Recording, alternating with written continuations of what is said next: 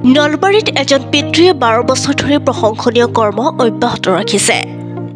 নলবাৰীৰ বৰাকচি নিবাসী ৰূপম বৰ্মনৰ প্ৰশংসনীয় পদক্ষেপ। ৰূপম বৰ্মন আৰু পুৰবী বৰ্মনৰ একমাত্ৰ পুত্ৰ খ্ৰীচ বৰ্মনৰ 12 বছৰীয়া জন্মদিন উপলক্ষে আজি নলবাৰী জিলাৰ শিলপতাবৰী মন্দিৰ সন্ধ্যা পাইকাৰকুচি সস্তাৰ চুবুৰী নামঘৰত ৰোপণ কৰিলে বকুল, আম, তামোল আৰু কৃষ্ণচূড়া আদি গছপুলি। উল্লেখ্য যে চাকৰি সূত্ৰে মুকালমুৱাৰ কাপলাবৰীস্থিত ইউকো বেংকৰ কৰ্মচাৰী ৰূপম বৰ্মনে একমাত্ৰ পুত্ৰৰ জন্মদিন উপলক্ষে প্ৰতি বছৰে ৰোপণ কৰি আহিছে গছপুলি। ইতিমধ্যে বৰক্ষেত্ৰীৰ বিভিন্ন প্ৰান্ততো গছপুলি ৰোপণ কৰি অঞ্চলবাসীৰ প্ৰশংসা বুটলিবলৈ সক্ষম হৈছে ৰূপমে। আজি আমি শিলপতাবাৰী গোপাল মন্দিৰত আমাৰ ৰূপম বৰ্মনৰ ল'ৰাৰ আজি 12 বছৰ সোমাইছে। প্ৰত্যেক বছৰে বছৰে বছৰে এটা পুলি, এক বছৰ হ'লে এক পুলি, দুবছৰ হ'লে দুটাকৈ এভাগে আজি 12টা পুলি আমাৰ গোপাল মন্দিৰত লগোৱা হ'ল।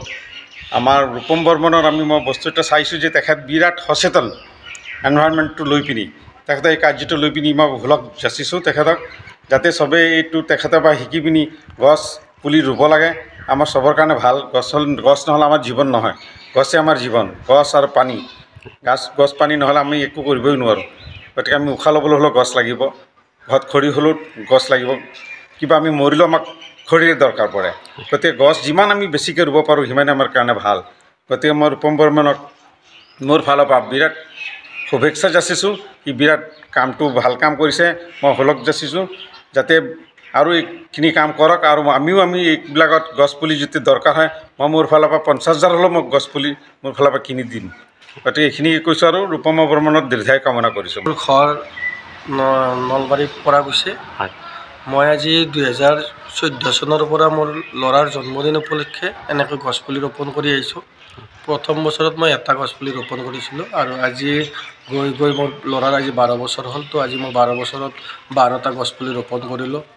আৰু এই ৰোপণ কৰি মই নিজে আনন্দিত হওঁ, লগতে যাতে সকলো মানুহে এনেদৰে কামবোৰ কৰে, গছপুলি ৰোপণ কৰে, সেইটো মই আহ্বান জনাওঁ। মই আজি ফাৰ্ষ্টবাৰলৈকে মই শিলপতাবৰীৰ এই মন্দিৰৰ চৌহদত আহিছোঁ, আৰু আগতে মই বৰক্ষেত্ৰী সমষ্টিৰ আপোনাৰ মুকালমুৱাত মোৰ চাকৰি। তো মই ইউকো বেংকত চাকৰি কৰোঁ মুকালমুৱাত। তো তাতে মই থাকি আজি 14 চনৰ পৰা তাত ৰৈছিলোঁ, আৰু এইবাৰ মই বিশেষ অসুবিধাৰ কাৰণে গাঁৱত আহিছিলোঁ শিৱৰাত্ৰি উপলক্ষে, সেইবাবে মই যাব পৰা নাই মুকালমুৱালৈকে। তো এইবাৰ মই শিলপতাবৰীত ৰুম বুলি মনত কৰিলোঁ। মাত্ৰ মই সুধিছিলোঁ ছাৰক যে মই গছপুলি ৰোপণ কৰোঁ।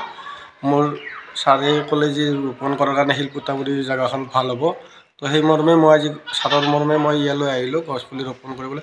আহি খুব ভাল লাগিল, গছপুলি ৰোপণ কৰিলোঁ। মানে যেখানি কাম কৰিছে গছৰ পুলিৰ কাৰণে খুবেই ভাল লাগিছে, আৰু তেখেতৰ এনেকৈ জানো বা অহা বছৰ 13 বছৰ হ'ব, 13 বছৰ জানো 13টা পুলি ৰুৱে, তাৰ কাৰণে মই তেখেতক আহ্বান জনাইছোঁ। আমি আজি ইয়াতে উপস্থিত হৈছোঁ এটা বিশেষ কাৰণত। মোৰ বন্ধু ৰূপম বৰ্মনৰ একমাত্ৰ সন্তান খ্ৰীচ বৰ্মনৰ আজি 12 বছৰ বয়সত তেওঁ কৰি দিলে। গতিকে সেই উপলক্ষে আমাৰ চেমৰাই নামঘৰ প্ৰাংগণত তেখেতৰ পৰিয়ালবৰ্গৰ পৰা আমাৰ ইয়াতে গছপুলি ৰোপণ কৰিলে। আৰু এই বছৰ বুলিয়ে নহয়, এই বাবু খ্ৰীচ বৰ্মনৰ জন্মৰ পৰাই তেওঁ বিভিন্ন ঠাইত আমাৰ নামঘৰ প্ৰাংগণত, মন্দিৰ প্ৰাংগণত তেওঁ এই অনুষ্ঠান, বৃক্ষৰোপণ অনুষ্ঠান চলাই আহিছে। গতিকে অইনবেলিৰ দৰেও এইবেলিও আজি জন্মদিনত তেওঁ আমাৰ চেমৰাই নামঘৰ প্ৰাংগণত বৃক্ষ পুলি ৰোপণ কৰিছে।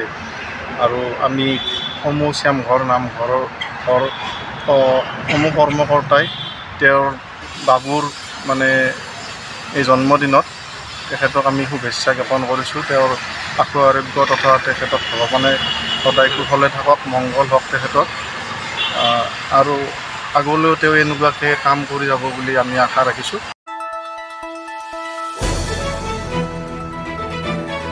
দ্য নিউজলেণ্ড, অবিৰত তথ্যানুসন্ধান, আপোনাৰ সেৱাত খবৰ সন্ধান। দ্য নিউজলেণ্ড।